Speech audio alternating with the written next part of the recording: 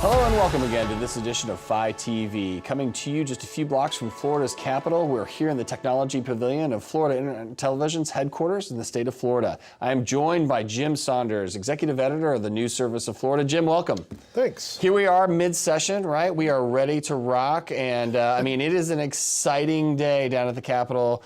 No, it's not the case, actually. Everything's kind of just quiet and moving along. I mean, we got the CRC meeting, and then you got a few campaigns running. Let's start over in the Capitol. The biggest issue is the budget. Where do you see that going? Who's got what? What are they pushing? Well, the House and the Senate this week will take their budgets to the floor, and they're both over $87 billion. It's a big budget. I mean, pretty soon it's going to get to be real money. Yeah, exactly. But so, you know, at this point, their overall numbers are pretty much the same. They're $100 million apart, which is, you know, in state government world, not really that much.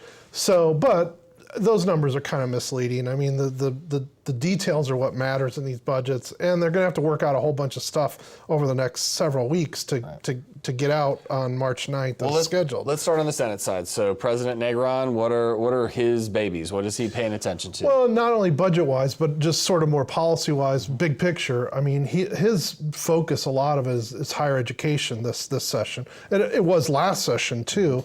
But he's trying to make some permanent changes to particularly the university system to expand Bright Future scholarships and expand other sorts of student assistance and really make a lot of sort of fundamental changes in the university system. The House in their budget proposal has talked about cutting university funding. Mm-hmm. And increasing state college funding, which is sort of the opposite of the direction Senate President Negron wants to go. So, you know, at this point, it's a little bit hard to tell whether that's for real or whether it's just sort of positioning themselves for negotiations later on, because everybody wants something. Sure. So, but that is a big priority for President Negron. Another thing that's coming out of the Senate is Appropriations Chairman Rob Bradley wants to put a bunch more money into environmental programs. Yeah, Senator Bradley's big. I mean, he's the new approach chair, and so he's pushing this item. Yeah. And he's got leverage as the Appropriations Chairman. He wants to put a bunch of money into the Florida Forever program. He wants to put money into the St. Johns River restoration, which coincidentally is right by his district and runs right along his district. So advocate for your constituents. Well, right? Exactly. Right. So I mean, you got the power, you got to use it. So. So, you know, those are a couple things that just sort of pop out from the Senate standpoint. Again, that's not all budget issues. There's a lot of policy attached, particularly to the higher ed parts of it. So those are a couple of the sort of highlights of what they're looking at. Right. So the budget will come out. That's going to be a big issue. Let's step away from the legislature, because there's really another humongous effort going on, and that's the Constitutional Revision Commission. You've got appointees. It's once every 20 years. They just ended their Tallahassee meetings, and they're about to go out across the state. What are they taking to the people across the state? Well, you know, they've been looking at dozens of proposals, things that have been out there for a long time in Florida. And you know, the committees have been going through these proposals, and they are going to start this week holding state public hearings across the state. You know, it ranges from, I mean, they've been talking about putting term limits on school board members, to changing the role of the lieutenant governor, to things like, you know, there's a what they call the no aid provision in the Constitution, which is supposed to prevent state money from going to religious institutions. Always been a controversial issue, particularly in the world of school vouchers and those types of programs. So they're looking at those sorts of issues as well. You know, some things have sort of dropped off the map here in the last few weeks. They had like 100 proposals they were considering, but you know, there's things about felons' rights that have kind of dropped off the map. There was a vote this past week on changing the privacy clause in the Constitution. A committee voted that change down. That's been a big issue in abortion. Abortion opponents wanted to change that to you know, because this privacy clause has been used in a lot of abortion cases. So, you know, there's been a lot of these issues that have kind of fallen off. One interesting thing to watch is this whole process goes through. They have to have their ballot ready to go on the ballot. There are issues ready to go on the ballot by March. One of the things being talked about is grouping together different constitutional amendments. Right, because they don't suffer single source requirement. Right. So you could have something that's rather benign or popular sounding with a very controversial issue being thrown together in the same amendments. I think that's going to be really important to watch as we go forward here and see how they do that. Now they might not do that, but I think if they do put together too many issues in one, it's going to be controversial. So. But this is it's one of those, like you said, it meets every 20 years, 37 members appointed by the governor and the legislative leaders and attorney general and Supreme Court Chief Justice. And it's sort of something that most people probably out in the hinterlands aren't watching and don't understand, but it does have... It's going to show up when they hit the ballot box. Yeah, I was going to say, it has a lot of potential ramifications here going into November. Okay, all right, so now we're talking about the ballot. Let's step away to the elections. So you've got Congressman DeSantis now has thrown his hat in, and Speaker Corcoran, apparently they're having ad wars a little bit, or maybe not. Maybe their ads are targeted at different people. What's the status? Well, I mean, Congressman DeSantis, he had announced several weeks ago he's getting in, but then last week he had a formal coming out party, if you will, down in Florida, in Boca Raton. Versus Fox News. That's DC, right. He was not on right, Fox and Friends. He was in Boca Raton. But they're kind of, he and Corcoran, I think, and Corcoran has not announced that he's running, but everybody thinks he is. They're kind of going for the same group of base voters, if you will. So it's going to be kind of interesting, I think, to watch that.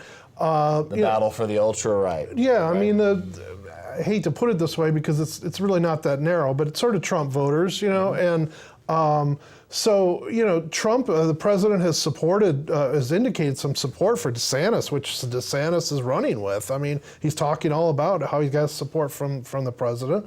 But Speaker Corcoran, the first week of session, they passed out a bill on to crack down on sanctuary cities, which is a big immigration issue for the base. And he then started running an ad that was kind of controversial about the way the ad looked. And coincidentally, he ran that, I believe the first day when was when DeSantis announced. So I think they're kind of going at the same group of voters. Agriculture Commissioner Adam Putnam has been in for several months, and he's also made some motions to the right, if you will. But I think he's pretty much, his campaign is a little bit more advanced at this point in terms of organization, in terms of message, those sorts of things. He's been in a lot longer. Right. Okay, so let's go to the Democrat side. What are we seeing? Are we seeing the Dems playing off against the Republicans, or are we seeing them engaging in their own priority issues? Well, again, everybody's going to the base a little bit. I mean, we've seen this issue over the last week or so. Andrew Gillum, the Tallahassee mayor, and Corcoran have been kind of in a Twitter war about sanctuary cities and debating that issue. That's all about the base. I mean, it is to reach out to your base voters. Gwen Graham, she's been all around the state. She's been holding work days. She's been doing her, which is her thing. And, she's been out there with a lot of different groups. So, and Philip Levine and Mr. King, they are out there too. So, they're a little bit more quiet, I think, the Democrats have been at this point than the Republicans.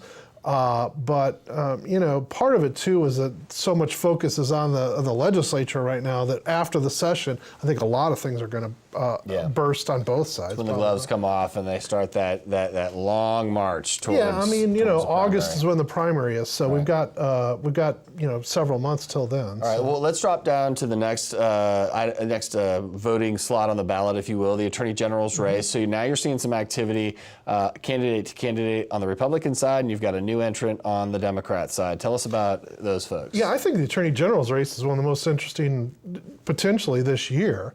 It's easier on the Democratic side to look at it first, but Sean Shaw, who's a Democratic state House member from Tampa, has gotten in the race. The Democrats have another candidate in the race, Ryan Torrance, who's an attorney down in Hillsborough County. He hadn't raised much money, but Shaw brings a name to that race and a presence to that race. His dad was Leander Shaw, who was the Chief Justice, real trailblazing black attorney in the state, judge, and then Supreme Court Chief Justice.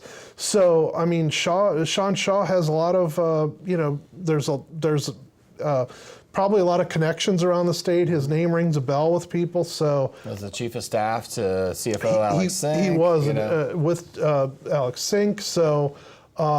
He's only been in the legislature a couple years, but I'm not sure in that race that makes that much difference when you look around at who else is running, because in the Republican side, for instance, we have Frank White, who's a freshman House member from Pensacola. We have Jay Fan, who's a freshman House member from Jacksonville. We have Ashley Moody, who's a judge from Hillsborough, and Representative Spano. And Representative Spano, who has been in the House for a few terms from the Tampa area.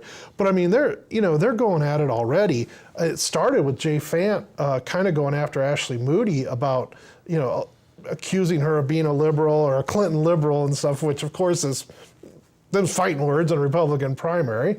And, so that's already started off. I think part of that is simply that Ashley Moody has gotten more financial support and sort of is, I don't know, it's hard to tell at this point how much name ID for any of them there is, but I think she's sort of got more institutional support at this point than the others do. So they've kind of gone after her as being, trying to portray her as a liberal, and trying to get that message out early. Right. Well, it's pretty interesting. She, of course, hotly disputes that, by the way. Right. Well, we'll stay tuned for that race and the rest of them. And obviously, we know mid-session is usually the tipping point, if you will, for whether bills will live or die. And then we roll into those final 3 or 4 weeks of session when we see what the real issues are and what possibly could have been predetermined going in as the big issues. Things seem to come together at the end. Those are the rumors. So, well, Jim, thank you so much for joining us here on FLITV. We appreciate your partnership, and we'll stay tuned to the News Service of Florida